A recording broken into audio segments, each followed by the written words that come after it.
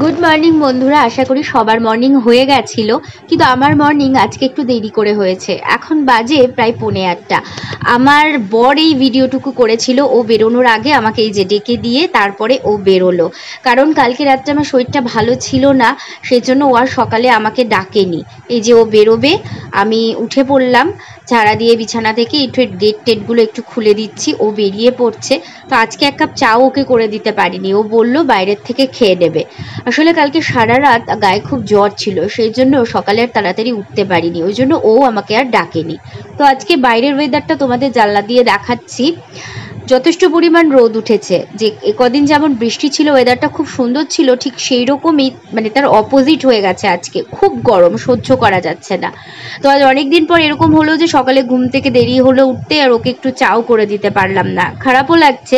তো বললো বাইরের থেকে খেয়ে নেবে। আর এই 2 কাপ চা আদা দিয়ে রচা বানিয়েছিলাম আমার আর মাম্মামের জন্য। আর একটু হাওয়া দিচ্ছিল বলে চাটা খেয়ে জানালার কাছে একটু বসেছিলাম। এই গাছটা কি গাছ বলো তো বন্ধুরা, কেউ চিনতে পারছো? এটা কিন্তু কারি পাতা গাছ। আমাদের বাড়িতেই কারি পাতা গাছ রয়েছে, নিচের দিকে কারি পাতা গাছ রয়েছে, ওই কোনায় একটা আম গাছ রয়েছে, আর গেটের সামনে রয়েছে একটা বড় নারকেল গাছ। যখন হাওয়া দেয় তখন এই জানালাটা দিয়ে অনেক হাওয়া পাওয়া যায়।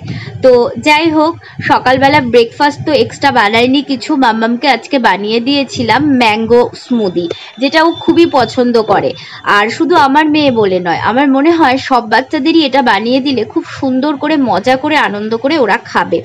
আমি এটা যেভাবে বানাই, আমের টুকরো, একটু মিষ্টি দই দিই, একটু দুধ দিই, সামান্য একটু চিনি দিই, আর কাজু দিয়ে এটাকে মিক্সিতে খুব ভালো করে মিক্স করে ওপর দিয়ে একটু কিশমিশ ছড়িয়ে আজকে মাম্মামকে দিয়েছিলাম। ওর রিয়াকশনটা দেখেই তোমরা বুঝতে পারবে যে ও ঠিক কতটা মজা করে আজকে এটা খেয়েছে। তো 1 বছর থেকে 5 বছর এবং তার ঊর্ধ্বের বাচ্চাদেরও এটা দেওয়া যায়। আর ব্রেকফাস্ট সারিয়ে মাম্মামকে স্নান করিয়ে দিয়েছি, বাকিটাও নিজে নিজে করে নিচ্ছে। ওকে স্নান করিয়ে ঘরে রেখে, যেহেতু বাড়িতে কেউ নেই, আমিও চটজলদি স্নানটা সেরে নিলাম।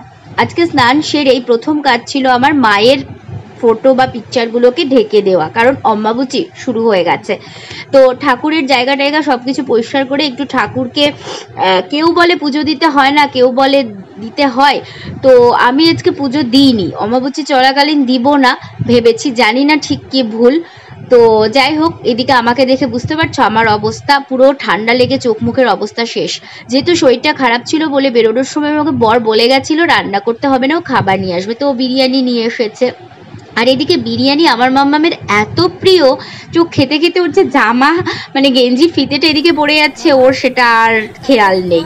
তো সব কাজবাজ সেরে, খাওয়া দাওয়া সেরে একটু এদিক ওদিক করতে করতেই অলরেডি হয়ে গেছে সন্ধে। এখন বাজে প্রায় 6:15। তো আমিও ড্রেস পরে নিয়েছি, মাম্মামকে রেডি করে দিয়েছি, আমিও একটু রেডি হব, সোজা চলে যাব মাম্মামকে নিয়ে মাম্মামের নাচের স্কুলে।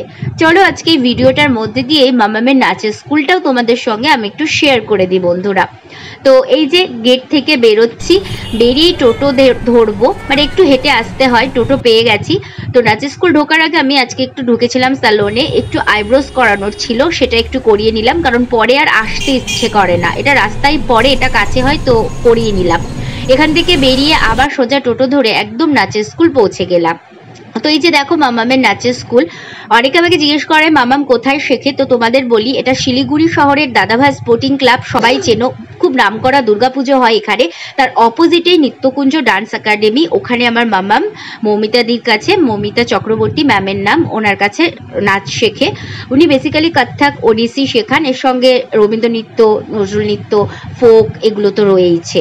তো যদি কেউ ইচ্ছুক থাকো, তাহলে যারা এনজিপি থেকে মোটামুটি কি বলবো দেশবন্ধু পাড়া আর ওইদিকে সব আশেপাশে যারা হবে যাদের, তারা এখানে কন্ট্যাক্ট করতে পারো। আরও অনেক দূর দূর থেকে ওনার কাছে অনেক স্টুডেন্টরা আসে শিখতে। তো এই যে নাচের স্কুলে আজকে একটা ওদের নতুন নাচ শেখানো হচ্ছে, তো সেটাই দিদিভাই ওদের শিখিয়ে দিচ্ছে। আর নাচ করতে করতে বাচ্চারা একটু হাঁপিয়ে যায়, 10 মিনিট ব্রেক, তো সাথে আমরাও একটু গল্প গুজব করে নিই মায়েরা। আর এই যে বাড়ি ফেরার পথে মাম্মামের ইচ্ছে হয়েছিল পেস্ট্রি খাবে, তো ওর জন্য আজকে একটা পেস্ট্রি কিনতে আমি ঢুকে পড়লাম।